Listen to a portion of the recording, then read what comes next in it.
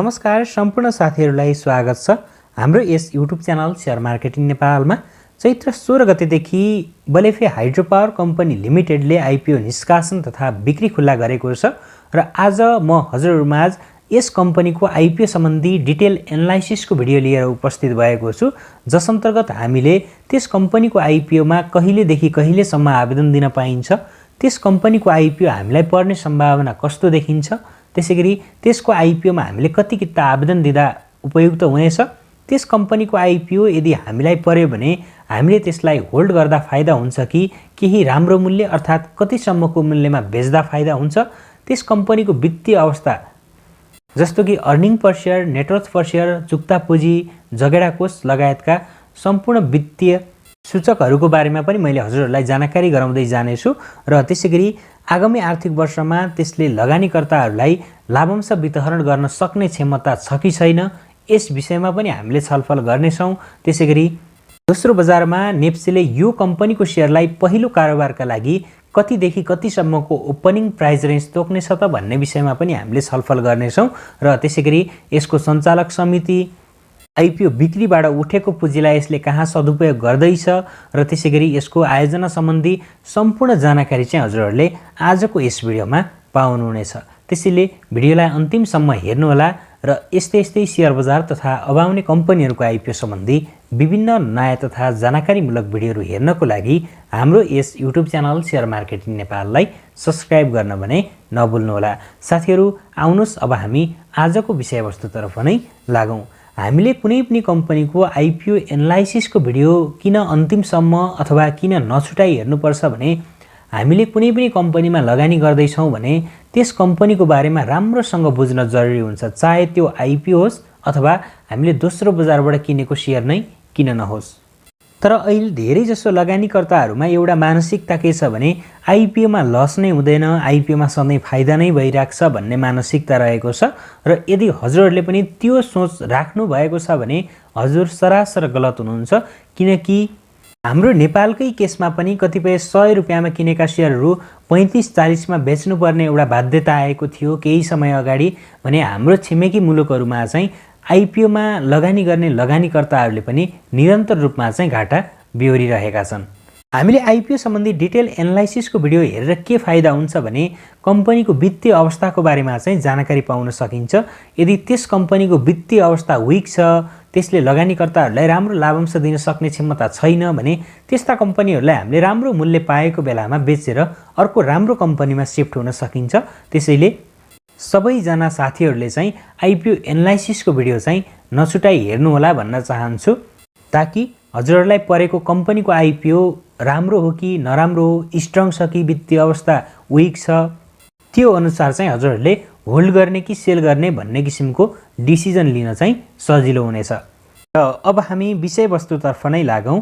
बलेफे hydro power company लिमिटेडले चैत्र 16 गतेदेखि IPO निष्कासन तथा बिक्री खुल्ला गरेको छ र यस कम्पनीको आइपिओमा हामी लगानीकर्ताहरूले 2078 चैत्र 21 गतेसम्म चाहिँ आवेदन दिन सकिनेछ।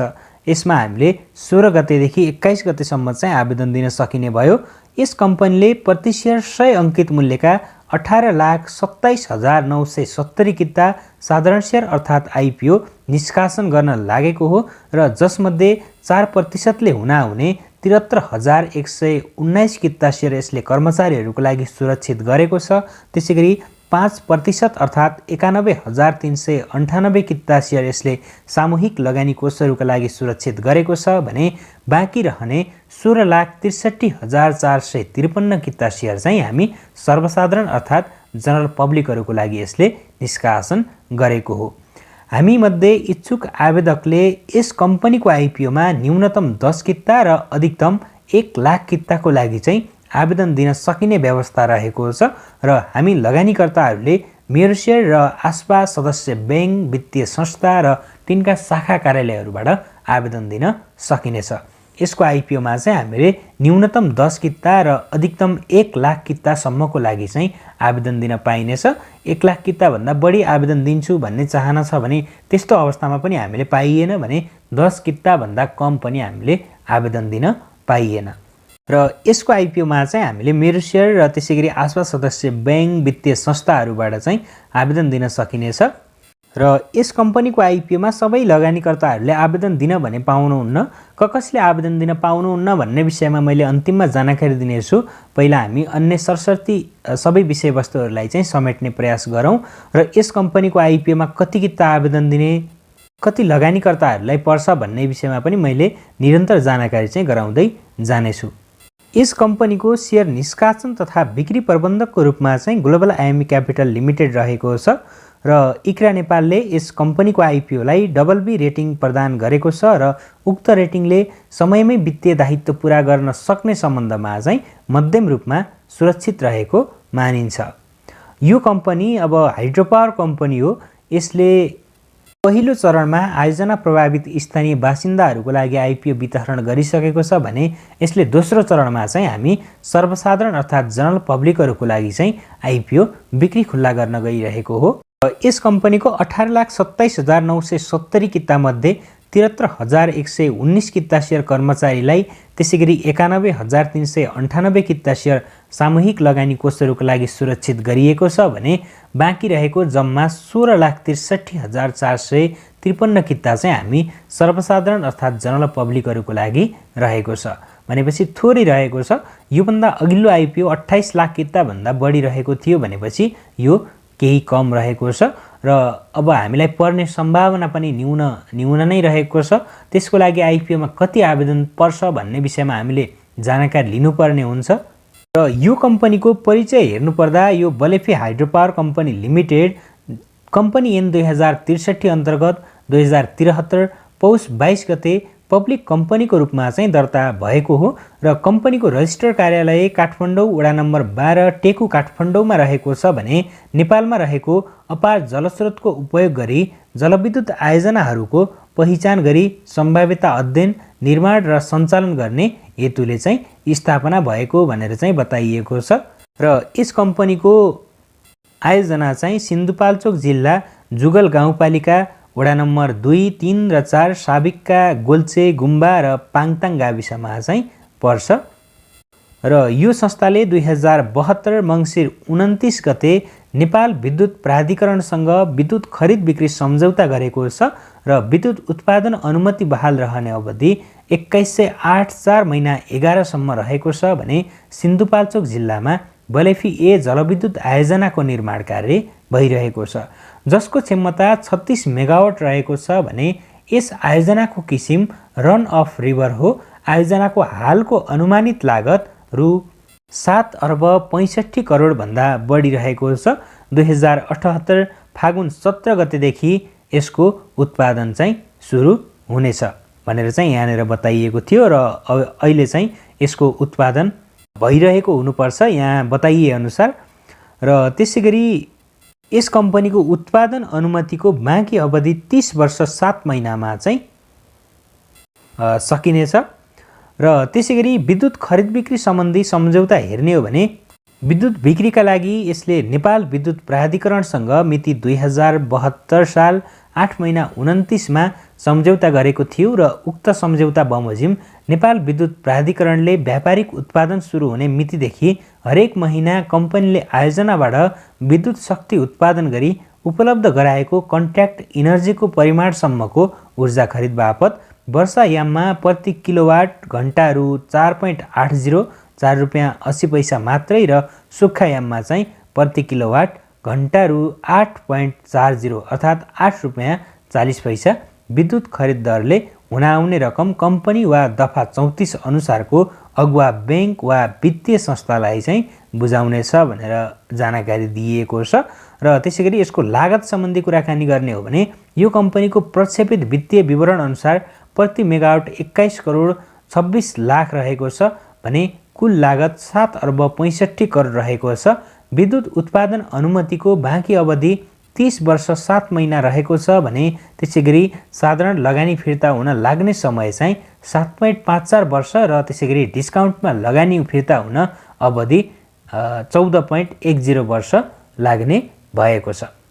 त्यसैगरी यस कम्पनीको पुँजी संरचना हेर्ने हो भने अधिकृत पुँजी 2 अर्ब 40 करोड रुपियाँ रहेको छ, जारी पुँजी 1 अर्ब 82 करोड 79 लाख 70 हजार रुपियाँ रहेको छ भने त्यसैगरी चुक्ता पुँजी 1 अर्ब 46 करोड 23 लाख 76 हजार रुपियाँ रहेको छ।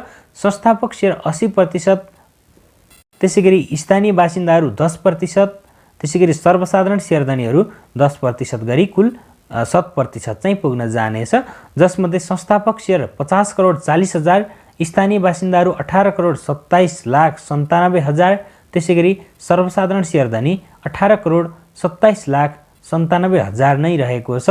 सञ्चालक समितिमा चाहिँ 7 जना सदस्य रहने व्यवस्था गरेको छ भने संस्थापक समूहबाट 5 जना, सर्वसाधारण समूहबाट 1 जना र स्वतन्त्र सञ्चालक चाहिँ 1 जना रहने बताइएको छ। र यसको व्यवस्थापन हेर्ने हो भने राजन धिताल प्रमुख कार्यकारी अधिकृतको रूपमा रहेका छन् भने यसैगरी पीयूष अग्रवाल पावर हाउस इन्चार्जको रूपमा कार्यरत रहेका छन्। र त्यसैगरी यस कम्पनीको वित्तीय विवरण हेर्ने हो भने आइपिओ जारी पश्चात कम्पनीको चुक्ता पुँजी 1 अर्ब 82 करोड 79 लाख पुग्नेछ भने त्यसपछि आगामी 3 वर्षसम्म पुँजी वृद्धि नगर्ने लक्ष्य राखेको छ। जगेडा कोष ऋणात्मक रहेकोमा आर्थिक वर्ष 2080-81 बाट धनात्मक हुने प्रक्षेपण कम्पनीले गरेको छ भने कम्पनीले चालु आर्थिक वर्ष 2078-79 बाटै विद्युत उत्पादन सुरु हुनेछ र चालु आर्थिक वर्ष 2078-79 मै 31 करोड 85 लाखको विद्युत बिक्री आम्दानी हुने प्रक्षेपण चाहिँ गरेको छ। हालसम्म घाटामा रहेको कम्पनी विद्युत उत्पादन सुरु भएसँगै आर्थिक वर्ष 2079-80 बाट नाफामा जाने प्रक्षेपण गरेको छ। कम्पनीले 26 करोड 16 लाख नाफा कमाउने लक्ष्य राखेको छ भने प्रति सेयर आम्दानी 14 रुपियाँ 31 पैसा हुने प्रक्षेपण गरेको छ। त्यसैगरी आर्थिक वर्ष 2077-78 अनुसार कम्पनीको प्रति सेयर आम्दानी 0.28 पैसा ऋणात्मक रहेको छ भने नेटवर्थ पर सेयर 93.64 रहेको छ।